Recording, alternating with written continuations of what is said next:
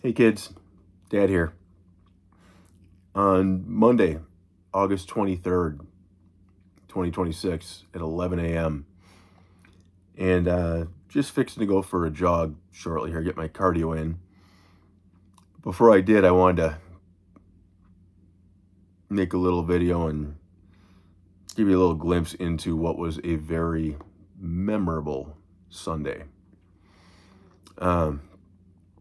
We had some disruptions here at the house yesterday. And I don't know how much exactly I've shared with you kids, but over the past couple weeks, um, there'd been a lot of stress and tension around here because at the end of the day, we've got a bunch of good guys here who are all trying to row in the same direction. That direction, we don't know, but we know it's forward. We got a lot of guys in this house who are working on rebuilding themselves, rebuilding their lives, and they're doing that with things like, sometimes as simple as trying to get to a point where they can get a good night's sleep, and get stabilized on some medications and just function normally throughout a day, all the way to some guys who are actively working through 12 steps of a 12-step program, to guys who are making progress through PTSD therapy sessions, to guys who are starting, some guys are so advanced, they're out into the community, they're doing volunteer time, doing wonderful work with a number of local organizations. Some guys are getting back to work, being successful with jobs and whatnot. So yeah, but the common thing is a bunch of great guys here that I get to live with, who are all rowing in the same direction, and that direction is forward and not backwards. And we all kind of row at different speeds, but we're all rowing, and it's pretty cool. It's pretty cool to see. But every once in a while, it's happened maybe twice now in the year that I've been here, you get somebody who doesn't want to row. And he wants to sit in this rowboat with the rest of us. And he wants to take his paddle, instead of putting his paddle in the water and rowing, he wants to use his paddle to start clubbing other guys in the head. And that's, for the past couple of weeks here at the house, that had created a lot of bad vibes. When you got one guy in the boat who's walking around with a paddle, clubbing everyone else in the head with it, smacking them in the face, poking them in the ribs, that can make it really hard for guys to keep rowing, right? And I'm certainly no exception to that. This guy smacked me in the face with a paddle about 3 times, and every time I just had to and just keep focusing on rowing, keep trusting, having faith that one way or another, things will turn out okay. So, obviously for me, the hard part is when I'm watching a guy like this smacking my brothers in the face with that paddle. Some of these guys, they're working really hard and rowing. And for some of them, it's the first time they've started to row in maybe years and years. So man,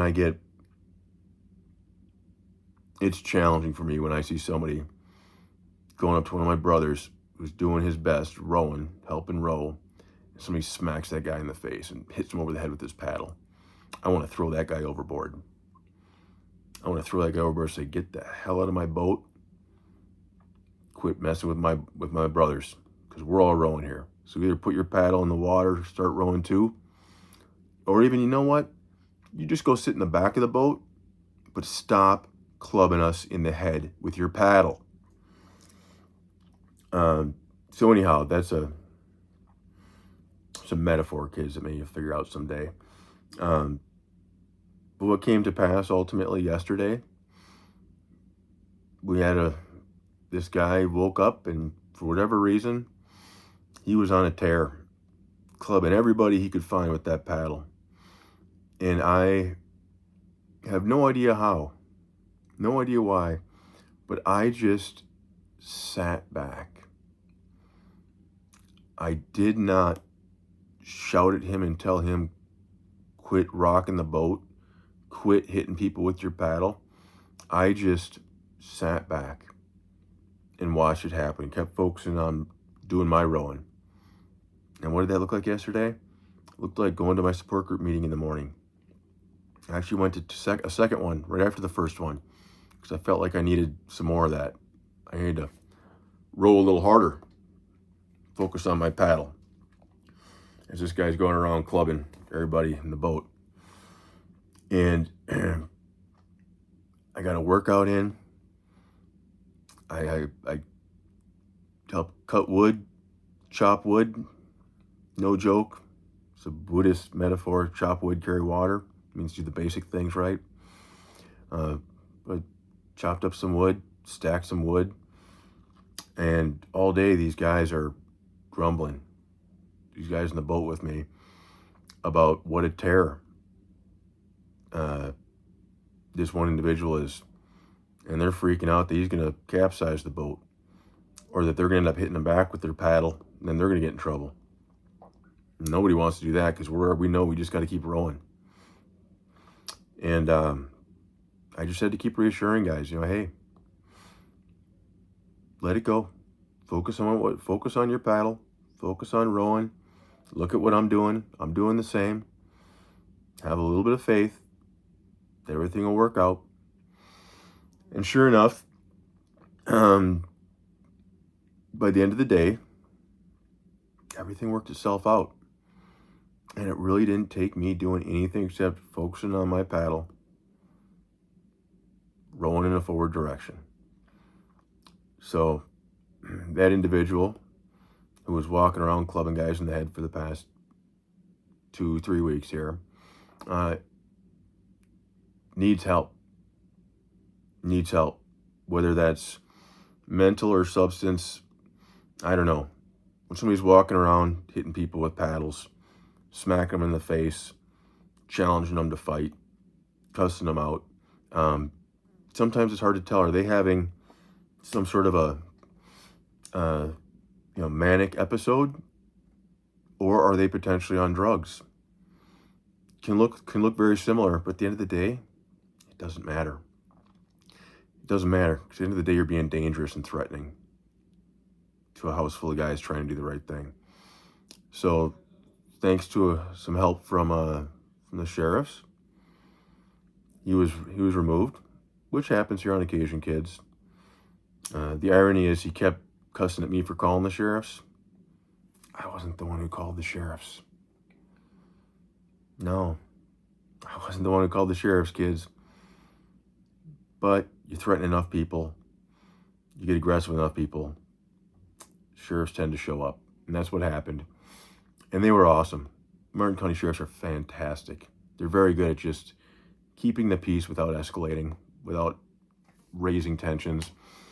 And the really cool part, what made yesterday really kind of special, is about 9 o'clock, 10 o'clock, when all the disruptive guy clubbing us all with paddles for a couple weeks, he was gone, and the sheriffs cleared out, made sure he was off the property. I suddenly felt like a s'more. I felt like having some s'mores. And I haven't had a s'more, kids. I don't even know if I ever had one with you kids. I don't know that I've had one since I was a kid. And I sat out around the bonfire in the backyard, around the fire pit, with 4 or 5 other guys. And we all made s'mores, watching the fire, looking up at the stars, taking a deep breath, and reflecting on what it's like to have a human tornado come tearing through a house. And then I think everybody slept a little better last night. So, leaves me thinking, man, s'mores are good. S'mores are good. Sunday, yesterday, was a very memorable day, kids. Could have gone a lot of directions. A situation like that could have ended up with somebody getting hurt.